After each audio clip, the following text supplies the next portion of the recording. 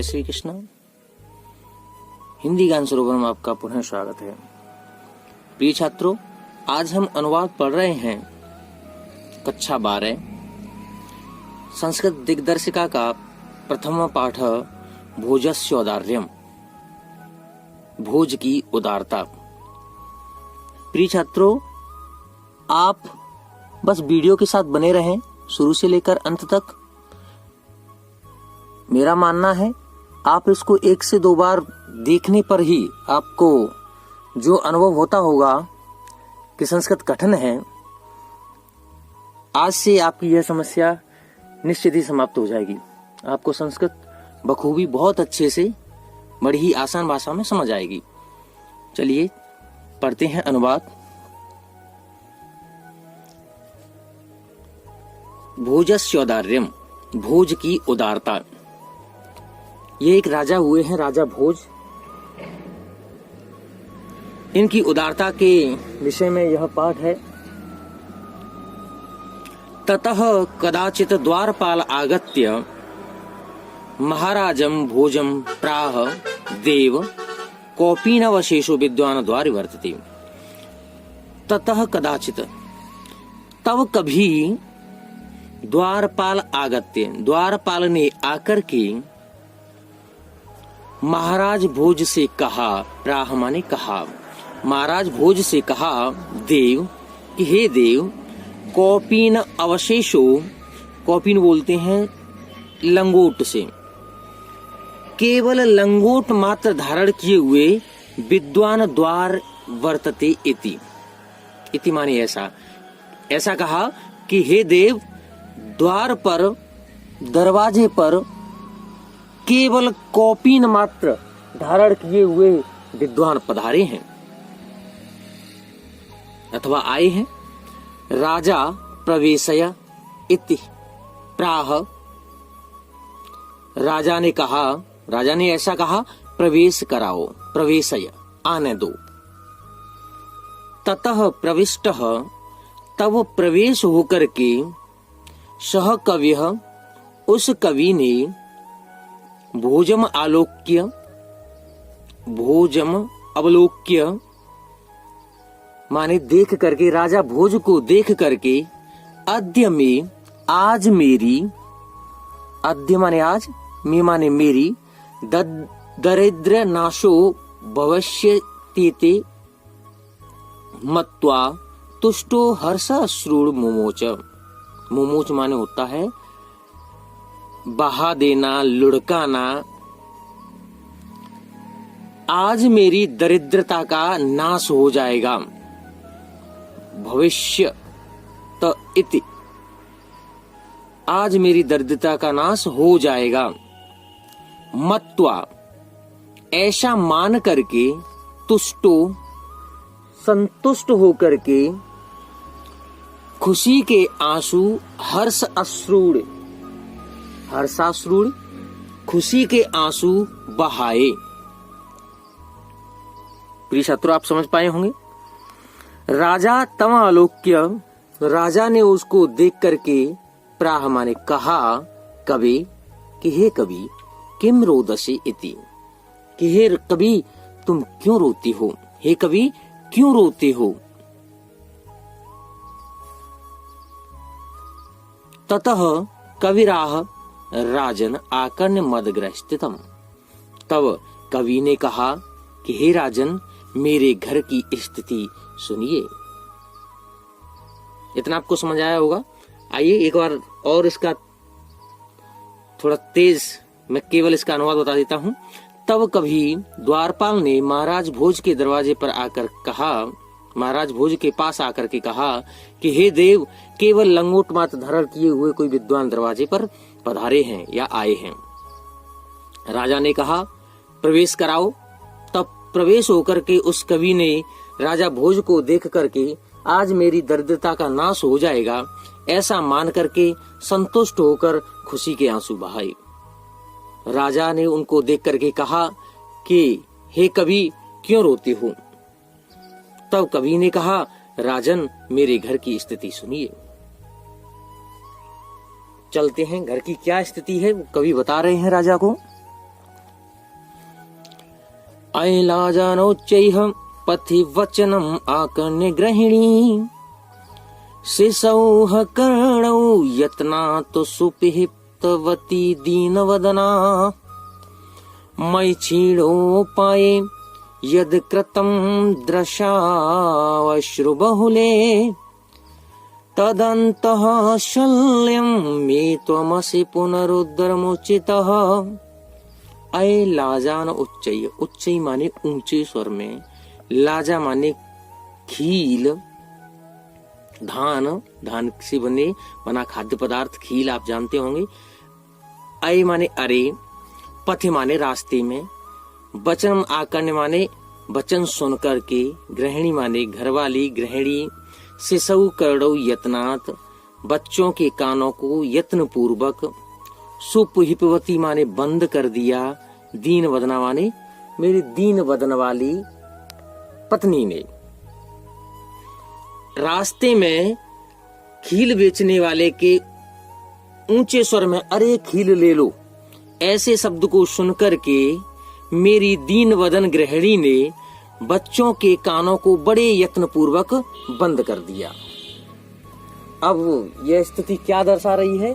कहने का तात्पर्य यह है, कवि यह कहना चाहते हैं कि घर में इतना अभाव है, धन की इतनी कमी है कि कोई अगर खील बेचने वाला आ गया है तो कहीं बच्चे उसकी आवाज सुनकर के कहीं जिद न करने लगे, रोने न लगे, इसलिए मेरी दीन वदन गृहिणी ने बड़े यत्न पूर्वक बच्चों के कानों को बंद कर दिया। मैं छीड़ो पाए यद गतम दृशावश्रु बहुले, और मुझ धनहीन की ओर जिसके पास कोई उपाय नहीं, मुझे छीड़ एकदम से सभी उपायों से छीड़, और मुझ निर्धन की ओर अश्रुपूरित नेत्रों से इस प्रकार से देखा,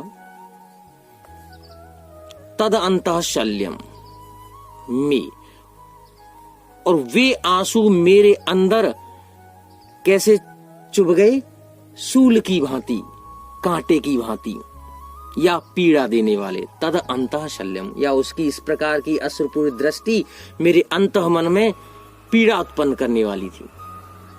त्वमा से पुनरुद्धमुचितः, हे देव जिसे कि आप ही निकालने में समर्थ हैं। मेरे हृदय में जो मेरी दीनवदन पत्नी के जो अश्रुपूर्ण जो शल्य हैं, शूल हैं, वो चुभे हुए हैं, तो हे देव उनको निकालने में केवल और केवल आप ही समर्थ हैं। उम्मीद है आपको आप समझ आया होगा। एक बार इसका पूर्ण भावार्थ समझते हैं। रास्ते में अरे खील ले लो, इस प्रकार का वचन सुनकर के मेरी गृहिणी ने, दीन वदन गृहिणी ने बच्चों के कानों को बड़े यत्न पूर्वक बंद कर लिया, और मुझ छीड़ की ओर, मुझ निर्धन की ओर अश्रुपूरित नेत्रों से इस प्रकार से देखा कि वह दृष्टि मेरे अंदर अंतः मन में शूल की भांति, कांटे की भांति चुभ गई, जिसे कि हे देव आप ही निकालने में समर्थ हैं। आइए आगे चलते हैं। राजा शिव शिव शिव, राजा शिव शिव इत उदीरयन प्रत्यक्षरम लक्ष्यम दत्ता प्राह त्वरितम गच्छ गेहम। राजा ने शिव शिव शिव ऐसा कहते हुए बड़े उदार भाव से प्रति अक्षर के लिए लक्षम दत्वा, लाख, लक्षम माने लाख, और उस समय की राशि तो लाख, जो चाहे रुपए कहें, अब इस समय रुपए चलते हैं, उस समय कौड़ी मोहर चला करती थी। तो राजा ने शिव शिव ऐसा कहते हुए बड़े उदार भाव से प्रत्येक अक्षर के लिए लाख मोहरें दी। प्राह और कहा, त्वरितम गच्छ गेहम, शीघ्र ही घर जाइए, त्वद्गृहिणी खिन्ना वर्तते, खिन्ना माने दुखी, आपकी गृहिणी दुखी हुई। अन्यदा, आपकी गृहिणी घरवाली दुखी हैं। अन्यदा भोज, किसी अन्य दिवस भोज महाराज भोज श्री महेश्वरम नमतम शिवालय अभ्यगच्छत। श्री महेश्वर श्री भगवान भोलेनाथ को नमस्कार करने के लिए शिवालय गए, शिव जी के मंदिर गए। तदा कोपि ब्राह्मण, वहां कोई ब्राह्मण राजानम शिव सन्निधौ, राजा को शिव जी के समीप देख करके प्राह कहने लगे, हे देव, अर्धदानव वैरिणाम गिरिजयाप्य अर्ध शिवस्याहृतम देवेत्थं जगति तले पुरहरा भावे समुन्मीलति गंगा सागरमंबरम शशिकला नागाधिपक्षमातलम सर्वज्ञ त्वं अधीश्वर त्वं गतं त्वां माम तो भिक्षाटनम। अब वो ब्राह्मण कहने लगे, अर्ध दानव वैरिणाम, भगवान भोलेनाथ के गुणगान में इस प्रकार से कहने लगे कि भगवान शिव जी का आधा रूप, आधा शरीर या आधा भाग दानवों के बैरी श्री विष्णु, भगवान श्री विष्णु जी, और आधा जो शेष भाग है गिरिजा जी माँ पार्वती। शिवस्य हृतम, शिव जी से हरण कर लिया। शिव जी के दो पार्ट हो गए, शिव जी का आधा भाग दानवों के बैरी भगवान भोलेनाथ ने, भगवान विष्णु जी ने ग्रहण कर लिया, ले लिया, और जो शेष भाग, आधा भाग जो बचा वो माँ पार्वती ने ले लिया। देवेत्थम जगती तले पुरहरा भावे समुन्मीलति, देवेत्थम जगती तले, इस प्रकार से इस संसार में देवेत्थम, श्री देव के अभाव से पुरहरा, भगवान भोलेनाथ के अभाव के कारण सब जगह से शंकर जी का अभाव हो जाने पर इस प्रकार से पुरहरा भावे समुन्मीलति, ऐसी दशा हो गई कि गंगा सागरम अंबरम, कि भगवान शिव जी के सिर पर विराजमान गंगा तो सागर में समा गई। अंबरम शशिकला, और सिर पर विराज चंद्रमा आकाश में समा गया। और नागाधिपक्ष मातलम, और गली में शेषनाग रसातल को यानी पाताल लोक को चले गई। और सर्वज्ञ त्वं अधीश्वरम त्वं गतम, और हे राजन, सर्वज्ञता और अधीश्वरता आप में आ गई। माम तो भिक्षाटनम, और भिक्षाटन मेरे हिस्से आ गया। पूरे का भाव समझते हैं। पृथ्वी तल पर जब भोलेनाथ जी कैलाश पर्वत में हैं, तो वहां कैलाश पर्वत पर विराजमान भगवान भोलेनाथ का आधा शरीर तो, आधा भाग तो दानवों के वैरी विष्णु जी ने ग्रहण कर लिया, और आधा भाग गिरिजा मैया ने ग्रहण कर लिया। इस प्रकार से पूरे इस संसार में शिव जी के अभाव के कारण गंगा जी सागर में चली गई, शशिकला चंद्रमा आकाश में चली गई, और शेषनाग पाताल लोक को चले गई। और भगवान भोलेनाथ की अधीश्वरता और सर्वज्ञता आप में आ गई, और भिक्षाटन मुझ में आ गया। राजा तुष्ट तस्मै प्रत्यक्षरम लक्ष्यम ददौ, राजा ने संतुष्ट होकर के उनको प्रत्येक अक्षर के लिए लाख मोहरें दी। अन्यदा राजा समुपस्थिता सीताम प्राह, किसी अन्य दिवस राजा ने अपने समीप स्थित सीता नामक कवित्री से कहा, देवी, हे देवी, प्रभातम वर्णय इति, प्रभात का वर्णन कीजिए। सीता प्राह, सीता ने कहा, क्या कह रही हैं सीता? विरल विरलाः स्थूलस्ताराः कला विवसज्जनाः मन एव मुनेः सर्वत्रैव प्रसन्न भूनवः अपसरित च ध्वान्तः चित्तात् सतामिव दुर्जनः व्रजति च निशाक्षिप्रं लक्ष्मीर अनुद्यमे नामिव। विरल विरला स्थूल स्थारा। जब राजा ने सीता से कहा कि हे देवी तुम प्रभात का वर्णन करो, तो सीता ने कहा कि हे राजन, प्रभात काल में विरल विरला स्थूल तारा, स्थूल तारा माने बड़े बड़े तारे, विरल विरला एक दो, कहीं कहीं, विरल विरला माने कहीं कहीं, दूर दूर, कोई कोई। कला विवसज्जना, जिस प्रकार से प्रातः काल में बड़े बड़े तारे कहीं कहीं ही दिखाई देते हैं, कला विवसज्जना, जैसे कि कलयुग में कला एवं सज्जना, हम जैसे कि कलयुग में सज्जन लोगों का बड़ा अभाव रहता है साहब, कहीं कहीं कोई एक आध व्यक्ति ही मिलता है। मन एवं मुनैः सर्वत्र प्रसन्न भूनव, और मुनियों के मन की भांति, मन एवं मुनैः, मुनियों के मन की भांति, जिस प्रकार से मुनियों के मन सदैव प्रसन्न होते हैं, रहते हैं, ऐसे ही सर्वत्रैव प्रसन्न भूनव, ऐसे ही यह संपूर्ण आसमान आकाश प्रसन्नता से भर गया है, यानी कि स्वच्छता से भर गया है।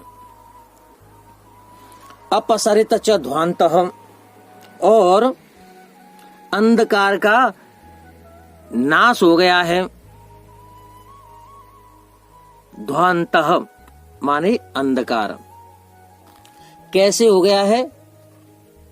अंधकार ऐसे ही चला गया है जैसे चित्त सत्तामिव दुर्जनः, जैसे सज्जन लोगों के मन से दुर्जन व्यक्तियों का अभाव हो जाता है, यूं कहें हट जाते हैं, दूर हो जाते हैं।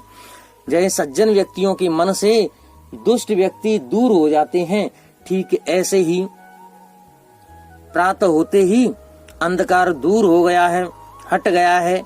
ब्रजत च निशा, च माने और निशा माने रात्रि, और रात्रि शीघ्र ही ऐसे छिप गई है। क्षिप्रम माने छिप गई है, और रात्रि शीघ्र ही ऐसे छिप गई है।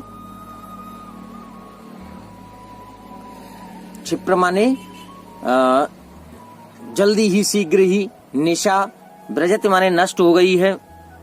रात्रि ऐसे ही समाप्त हो गई है जैसे लक्ष्मीर अन उद्यम मिनामिवह, जैसे परिश्रमहीन व्यक्ति के पास से धन, लक्ष्मी जिस प्रकार से धीरे धीरे जाती रहती है और अंततः समाप्त हो जाती है, ऐसे ही रात्रि समापन की ओर है, समाप्त हो चुकी है।